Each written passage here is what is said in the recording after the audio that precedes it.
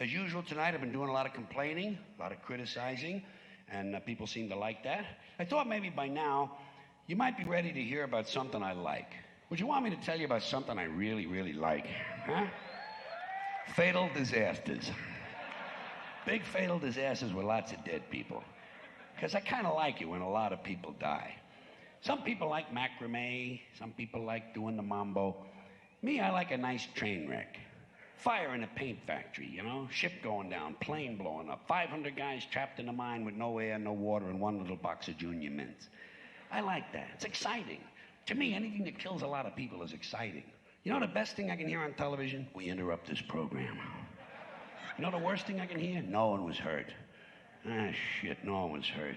I get depressed, you know? Because I'm always rooting for a really high death toll. That's why I like the natural disasters, the big natural disasters that no one can control. Tornado, hurricane, earthquake. Tornadoes are great because there's hardly any warning, you know? So you can get in there and fucking nail some people in their sleep.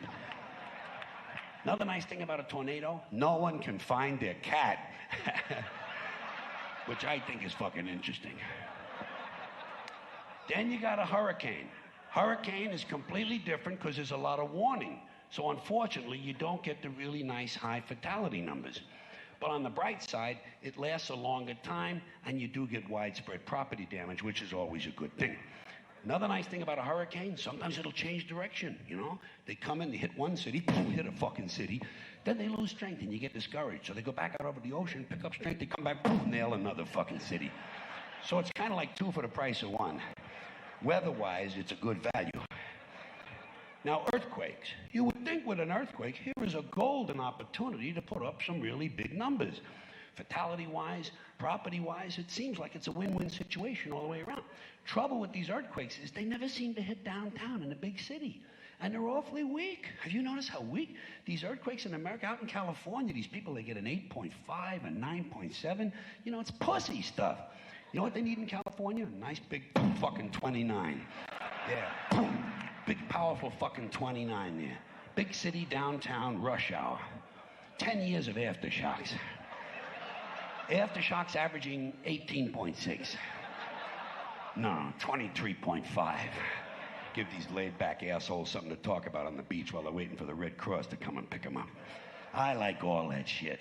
Tidal wave, volcano, monsoon, forest fire, avalanche, a famine, huh? Come on, you can't beat a fucking famine. First of all, with a famine, you get to see Sally Struthers on television a whole lot more. But the best thing about a famine is it lasts a long time, sometimes more than one generation. So you could wind up with a couple of million dead motherfuckers, you know? To me, you can never have too many dead people. That's why, you know what my favorite disaster would be? And Jesus, I pray for one of these. An asteroid. A big fucking asteroid. And I mean big. Never mind this shit that destroyed the barn. I'm talking about a big hunk of rock the size of Minnesota.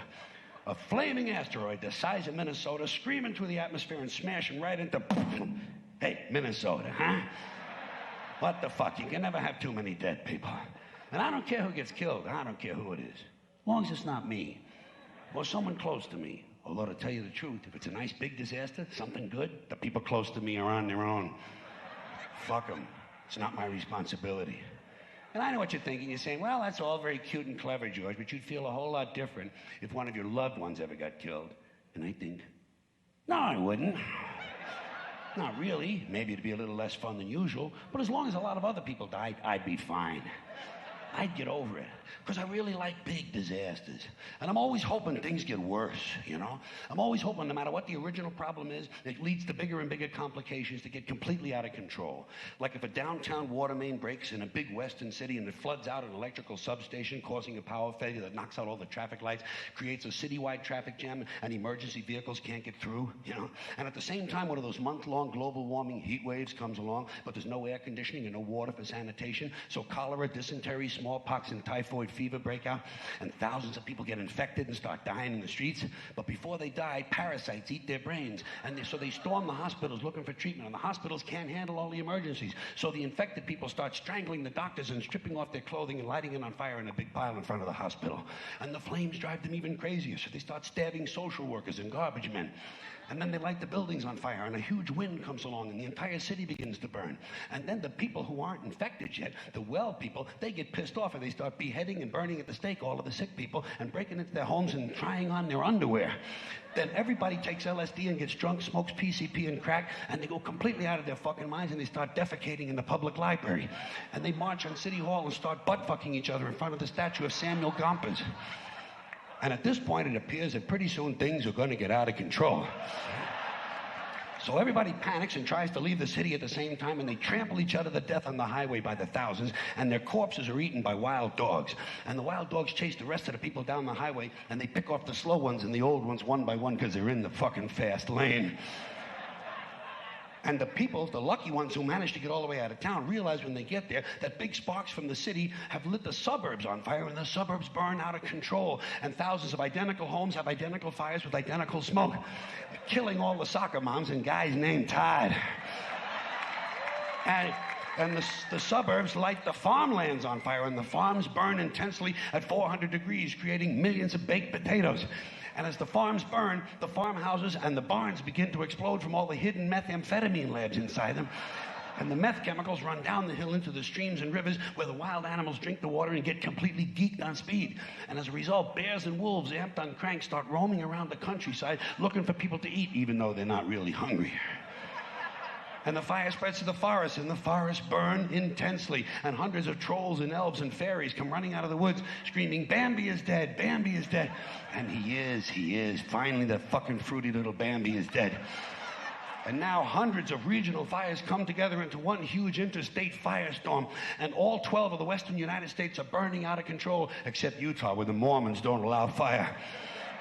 And as the firestorm reaches the Midwest, fierce 200-mile-an-hour winds push it across the Great Plains, toasting the wheat, cooking the cattle, and producing a strange hamburger smell. And now the fires leap the Mississippi and race through the South, destroying trailer parks and killing millions of inbred people. And finally, now the fires turn northeast and head for Washington, D.C., where George Bush can't decide if it's an emergency or not. So the fire goes to Philadelphia, but it's a weekend and Philadelphia is closed. So it goes to New York City, and the people in New York tell the fire to go fuck itself. And they do. So instead, the fire completely burns down Connecticut and Long Island, killing all the rich white assholes and destroying their evil, faggoty golf courses. And while all this is going on, Canada burns to the ground, but nobody notices it. And finally, the entire North American continent is on fire, producing a huge thermal updraft and creating an incendiary cyclonic macrosystem, a hemispheric megastorm that breaks down the molecular structure of the atmosphere and changes the laws of nature. Fire and water combine. Burning clouds of flaming rain fall upwards. Gamma rays and solar winds ignite the ionosphere, creating enormous clouds of ionized plasma. Lightning bolts 10 million miles long start shooting out of the North Pole, and the moon explodes, and outer space begins to vibrate and twist, and suddenly the entire fabric of space-time splits in two. A huge crack in the universe opens, and all the dead people from the past begin falling through. Babe Ruth, Tiny Tim, Groucho Marx, Davy Crockett, Hitler, Alan Ludden, Janis Joplin, your Uncle Dave, my Uncle Dave, everybody's Uncle Dave. An endless stream of dead Uncle Daves falling through the crack, and all the Uncle Daves gather around a huge heavenly kitchen table and light up cigarettes and start talking. They talk about how they never got a break, how their parents didn't love them, how they just missed out on a big job, how ungrateful their children were, and how the government screwed them out of money. They say the Jews own everything and the blacks get special treatment. And all of the hatred and bitterness drips out of them, a big pool of liquid hate, and the pool begins to spin. The hate pool spins round and round, faster and faster, and it begins to expand at a rapid rate, bigger and bigger, until the pool of hate is bigger than the original universe, and suddenly it explodes into millions of tiny stars, and each star has 1,000,000 planets, and each planet has 1,000,000 Uncle Daves, and all the Uncle Daves have good jobs, perfect eyesight, and brand new underwear. They all have shoes that fit perfectly, good medical plans, they all like their neighbors, and their favorite teams win the World Series every year, and none of them has a hacking cough. And each week, without fail, every one of the Uncle Daves wins the lottery. Every week, forever and ever, until the end of time, Uncle Dave has a winning ticket, and Uncle Dave is finally happy. Now do you see why I like it when a lot of people die? There you go. All right.